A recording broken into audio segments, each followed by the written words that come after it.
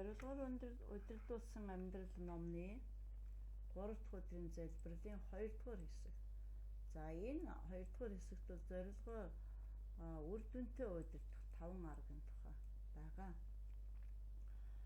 Зорилгоор удирдуулсан амьдралын үр ашиг. Зорилготой амьдралын 5 зүйлийн үр ашигтай тохиолдол. За нэгдүгээр зорилгоо мэдэрвэл амьдрал утга учиртай болно. Хүн утга учиртай амьдрахаар бүтээгдсэн. Тийм учраас хүмүүс сэтгэл судлал юм уу сүнс дуудах зэрэг элдв янзын аргаар амьдралынхаа утга учирыг олох гэдэг. Амьдрал нь утга учиртай хүн бараг бүхий л хүнд хэцүүг даван туулж чаддаг бол амьдрал нь утга учиргүй хүн өчүүхэн зовлонгч төвчж чаддаггүй. Нэгэн 20 дахь насны залуу ингэж өчжээ. Би ямар нэг юм болох гэж байдгаар тэмүүлж байгаа боловч үнэндээ яг юу болох гэж байгаагаа мэдэхгүй учраас гарцаагүй бүтлгүй хөө. Миний хайж чадах юмгүй зүгээр л тэгс ингэсгээд амьдрах. Хизээ нэгэн цагт би амьдралынхаа зорилгыг олж мэдвэл тэр цагт л сая жинхэнэ амьдарч эхлэх байх та гэжээ. Бурхан байхгүй л амьдралд ямар ч зорилго байхгүй бөгөөд зорилгогүй амьдрал утга учиргүй байна. Утга учиргүй амьдралд эрхэм чанарч хүсэл тэмүүлэлч байхгүй. Библийн сударт ч гэсэн олон хүн цөхөрсөн сэтгэлээ илэрхийлсэн байдаг. Исая 49-ийн 4-р эшлэлдэр би дэмий хөдлөн болж өөрийн хүч хэлсийг юунд ч биш хоосон зарцуулжээ гэсэн бол Йов номны 7-гийн 6 дээр миний амьдрал цөхрөл дунд үргэлжилсээр гэжээ. Йов үүнээс гадна би шантарч байна. Амьдралаас залхаж байна. Намайг ганцаархан минь орхиоч амьдрал минь авах юм алгаа гэж хэлжээ. Ингэж харуулсан өгүүлжээ. Хамгийн эмгэнэлтэй зүйл бол үхэл биш, зориггүй амьдрал юм. Хамгийн эмгэнэлтэй зүйл бол үхэл биш, зориггүй амьдрал юм аа. Хүсэл тэмүүлэл бидний амьдралд ус агаар шиг хэрэгтэй. Амьдралын зовлон бэрхшээлийг даван туулахад хүсэл мөрөөдөл хэрэгтэй. Доктор Беринг Сигл 100 насалмаар байна уу гэж өөрийн хариуцдаг хор тавдартай өвчтнүүдээс асуувал хэн нь энэ өвчнийг даван туулж чадахыг мэдэх боломжтой гэжээ. Энэ асуултанд амьдралын зорилгоо сайн ухамсарласан хүн тийм гэж хариулдаг бөгөөд тэдний амьдрах магадлал арай их байдаг. Зорилготой хүн чин хүсэл мөрөөдөл төрнө. Та одоо цөхрөд орчиход байгаа бол төр хүлээгээрэй. Зорилготой амьдарч эхлэх тэрэл мөчөөс таны амьдралд гайхамшигтай өөрчлөлтүүд гарч ирнэ. Бурхан ингэж хэлжээ.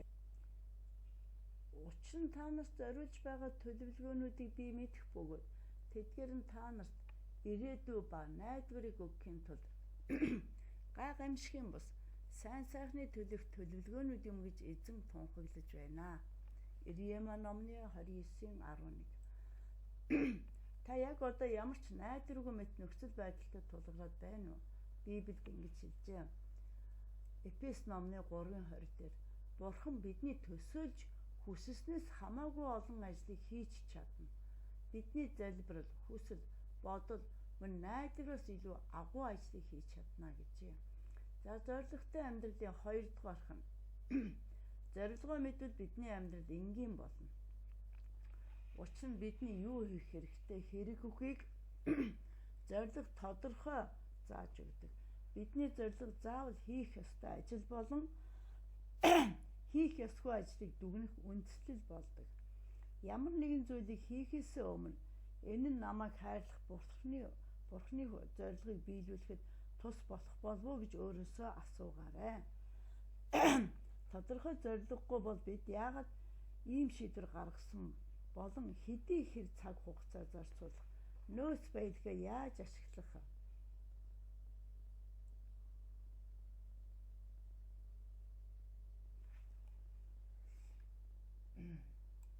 үндэслэл байхгүй болно. Ингээд зөвхөн нөхцөл байдал дарамт шахал түүнчлэн тухайн үеийнхээ сэтгэл санааны дагуу шийдвэр гаргах гэж хүрдэг. Өөрийн зорилгыг мэдэж чадаагүй хүн дэндүү олон зүйлийг хийхийг зорж үүнээс болж хэд их ачаалал ядаргаанд орон бусадтай харилцах тал дээр зөрчил үүсгэдэг. Бусдын хүссэн шаардсан бүхнийг хийн гэдэг боломжгүй. Бурхан бидэнд зөвхөн өөрийн хүслийг биелүүлэх цаг хугацааг өгсөн учраас магадгүй бид оногдсон бүхнийг хийж амжихгүй байвал Бурханы зорилгоос өөр замаар явж байна. Өөр зүйл хийж байна гэсэн үг юм аа. Тухайлбал телевиз хит их үзэхийг чилж болох юм. Зоригтой амьдрал таныг илүү энгийн амьдралын арга барил төлөвлөгөөтэй болгоно. Библиэд ингэж хэлжээ. Бусдад үзүүлэхийн төлөөх амьдрал бол үр ашиггүй амьдрал. Харин эгэл жирийн амьдрал бол элбэг дэлбэг амьдрал юм а гэж сургаалт өгс номны 13:7-д хэлжээ.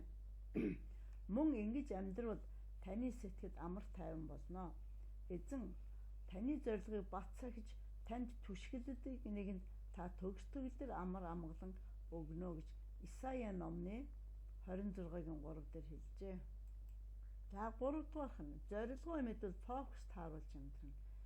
Энэ нь бидний хичээл зүтгэл эрч хүчээ хамгийн чухал зүйл төвлөрүүлэхэд тусална. Бид зөв сонголт хийж амьдрах учраас бүх зүйл үр ашигтай байна. Аасаар зүйлээс болоод сэтгэл санаа өөмөрдөг нь хүн төрлөختний мөн чанар юм аа. Бид амьдралдаа өчүүхэн жижиг зүйлийн төлөөч хүснэ тэмүүлдэг. Хенри Дэвид Торой хэлэхдээ хүмүүс чимээгүйхэн өөртөө гаргуунд нь гаргаж байна гэжээ. Гэвч одоо цагт энэ талаар хамгийн тохиромжтой тодорхойлт бол зориггүй замбраагүй юм аа. Олон хүн тойруулган дээр эргэхтэй адил ухаан зохиогүй эргэлдээд байхаас биш хаашаа явахаа мэддэггүй. Бид тодорхой зориггүй учраас байнга зүг чигээ өөрчилж ажил, мэргэжил, харилцаа холбоо, цуглаан, мөн үүнээс гадна олон хэлбэрээр гадаад байдлаа зохицолтгүй өөрчилдөг. Ингэснээр бидний сэтгэлийн бодлонтой байдал тогтвортой болж сэтгэлийн хоосрол арилаасаа гэж хүсдэг.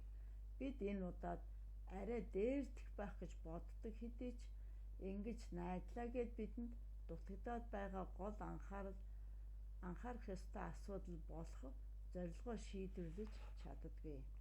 Библиэд ингэж хэлжээ. Тийм учраас бүү мөнхөг бай.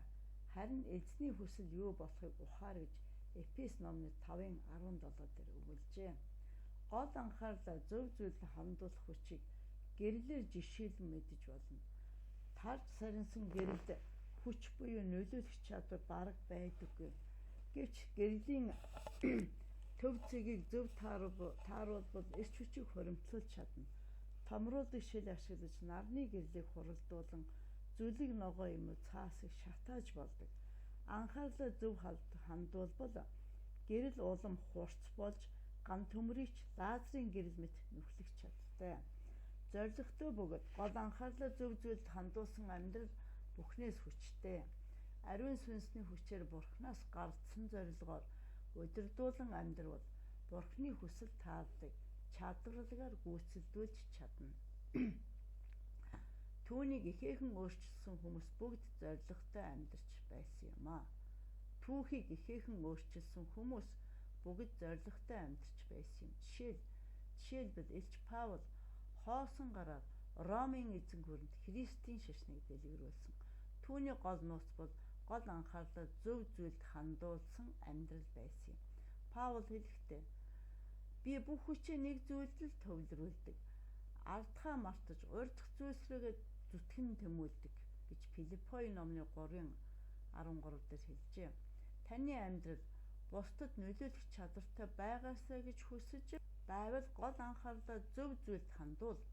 Саваагүй зангаа орхи, бүхнийг хийж гүйцэлдүүлэх гэж хүчээ бүү тарамд бага ажил танд үр ашигтай гэж бодсон зүйлээ ч таслан зогсоо. Тэр чинь үр ашигтай ажил байлаа ч гэсэн зөвхөн хамгийн чухал үйлсдэл анхаарлаа төвлөрүүл. Ажил үйлс бүтээмж хоёрыг битгий хольж утга. Юунаас болж зориггүй завгүй амьдарч байна вэ? Бурхны төлөө бидний гэсэн бүхнийг хүсэж тэр зорилгыг ширтэн хар гэж Филиппой номны 3:15 дээр Паул хэлжээ. За дараагийн амьдралын аврал ашигтай зорилго бол зорилгоо мэдвэл амьдрах хүчийг олно гэж. Зорилгоо халуун сэтгэлийг төрүүлдэг. Тодорхой зорилго юунаас ч илүү хүчтэй. Харин зорилгогүй бол халуун сэтгэлгүй болно. Унтаж хэвтэгч, учир утгагүй, дарамттай санагдаж болно.